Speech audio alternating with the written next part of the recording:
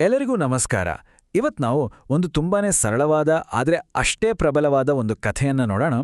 ಈ ಕಥೆ ನಮ್ಮೆಲ್ಲರ ಸ್ವಭಾವದ ಬಗ್ಗೆ ಒಂದು ದೊಡ್ಡ ಪಾಠವನ್ನೇ ಹೇಳುತ್ತೆ. ನೋಡಿ, ದುರಾಸೆಯು ನಮ್ಮ ಬಳಿ ಈಗಾಗಲೇ ಇರುವುದನ್ನು ಕಳೆದುಕೊಳ್ಳುವಂತೆ ಮಾಡಬಹುದು. ಇದು ಈ ಕಥೆಯ ಹೃದಯ ಅಂತಾನೆ ಹೇಳ್ಬೋದು. ಇದು ಬರೀ ಒಂದು ಮಾತು ಅಂತ ಅಂದ್ಕೋಬೇಡಿ, ಇದು ಜೀವನದ ಒಂದು ಸತ್ಯ. ಈ ಕಥೆ ಈ ಸತ್ಯವನ್ನ ಹೇಗೆ ಸಾಬೀತುಪಡಿಸುತ್ತೆ ಅಂತ ಮುಂದೆ ನೋಡೋಣ. ಸರಿ, ಸಾಮಾನ್ಯವಾಗಿ ಕಥೆಯನ್ನ ಮೊದಲಿಂದ ಶುರು ಮಾಡ್ತಾರೆ ಅಲ್ವಾ? ಆದರೆ ನಾವು ಸ್ವಲ್ಪ ಬೇರೆ ರೀತಿ ಮಾಡೋಣ. ಈ ಕಥೆಯನ್ನ ಅದರ ಕೊನೆಯಿಂದ, ಅಂದ್ರೆ ಅದರ ನೀತಿಯಿಂದ ಶುರು ಮಾಡೋಣ. ಯಾಕೆ ಗೊತ್ತಾ? ಹೀಗೆ ಮಾಡಿದಾಗ ಇದು ಬರೀ ಒಂದು ಕಥೆಯಾಗಿ ಉಳಿಯಲ್ಲ. ಬದಲಿಗೆ ದುರಾಸೆ ಅನ್ನೋದು ನಮ್ಮನ್ನ ಹೇಗೆ ಕೆಳಗೆ ಬೀಳಿಸ್ಬೋದು ಅನ್ನೋದಕ್ಕೆ ಒಂದು ಕೇಸ್ ಸ್ಟಡಿ ಥರ ಆಗತ್ತೆ. ಹಾಗಿದ್ರೆ ಕತೆ ಶುರುವಾಗೋದು ಇಲ್ಲಿಂದ.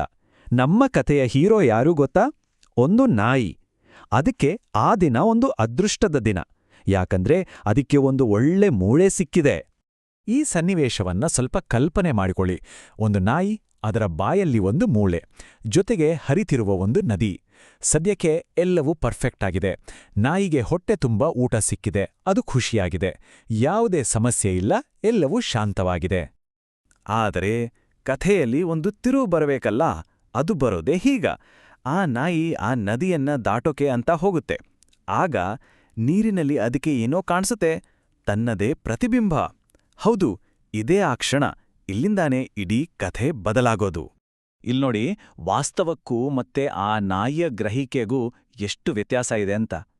ನಿಜವಾಗ್ಲೂ ಇದ್ದಿದ್ದೇನೋ ಒಂದೇ ಒಂದು ನಾಯಿ, ಅದರ ಬಾಯಲ್ಲಿ ಒಂದು ಮೂಳೆ ಅಷ್ಟೇ.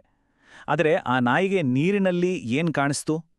ಇನ್ನೊಂದು ನಾಯಿ, ಅದರ ಬಾಯಲ್ಲಿರೋದಕ್ಕಿಂತ ದೊಡ್ಡ ಮೂಳೆ.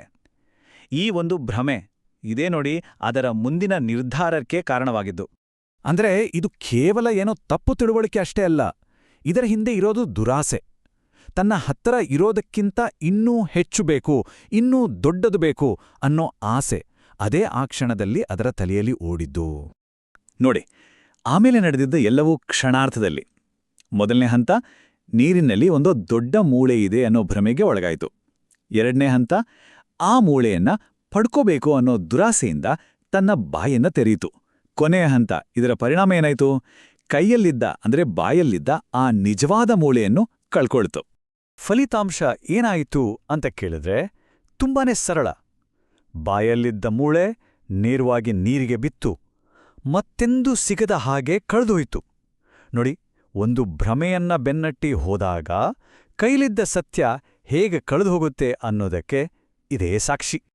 ಹೀಗೆ ಕಥೆ ಒಂದು ಸುತ್ತು ಬಂದು ನಾವು ಎಲ್ಲಿಂದ ಶುರು ಮಾಡಿದ್ವೋ ಅಲ್ಲಿಗೆ ವಾಪಸ್ ಬಂದಿದೆ. ನಾವು ಆರಂಭದಲ್ಲಿ ಹೇಳಿದ ಆ ಪಾಠ ಇದೆಯಲ್ಲ, ಅದನ್ನ ಈ ಕಥೆ ಅಕ್ಷರಶಃ ನಮ್ಮ ಕಣ್ಮುಂದೆ ತಂದ್ನಿಲ್ಸಿದೆ. ಇನ್ನೊಮ್ಮೆ ಆ ಮಾತನ್ನ ಕೇಳಿ. ದುರಾಸೆಯು ನಮ್ಮ ಬಳಿ ಈಗಾಗಲೇ ಇರುವುದನ್ನು ಕಳೆದುಕೊಳ್ಳುವಂತೆ ಮಾಡಬಹುದು. ಈಗ ಈ ಮಾತಿಗೆ ಒಂದು ಕಥೆಯ ಬಲ ಸಿಕ್ಕಿದೆ ಅಲ್ವಾ? ನಮ್ಮಲ್ಲಿ ಇರೋದ್ರ ಬಗ್ಗೆ ತೃಪ್ತಿ ಇಲ್ಲದೇ ಹೋದ್ರೆ ಅದು ಹೇಗೆ ನಮ್ಮಿಂದ ಎಲ್ಲವನ್ನೂ ಕಸಿದುಕೊಳ್ಳಬಹುದು ಅನ್ನೋದಕ್ಕೆ ಇದೊಂದು ಪವರ್ಫುಲ್ ರಿಮೈಂಡರ್. ಹಾಗಿದ್ರೆ ಕೊನೆಯದಾಗಿ ಒಂದು ಪ್ರಶ್ನೆಯನ್ನ ಕೇಳೋಣ. ನಮ್ಮ ಇವತ್ತಿನ ಜೀವನದಲ್ಲಿ ವಾಸ್ತವಕ್ಕಿಂತನೂ ಹೆಚ್ಚು ಆಕರ್ಷಕವಾಗಿ ಕಾಣೋ ಈ ಥರದ ಪ್ರತಿಬಿಂಬಗಳು ಎಲ್ಲೆಲ್ಲಿರ್ಬೋದು? ಸ್ವಲ್ಪ ಯೋಚನೆ ಮಾಡಿ ನೋಡಿ. ಈ ಪುಟ್ಟ ಕಥೆಯ ಪಾಠ ಇವತ್ತಿನ ಕಾಲಕ್ಕೂ ಎಷ್ಟು ಸತ್ಯ ಅಲ್ವಾ?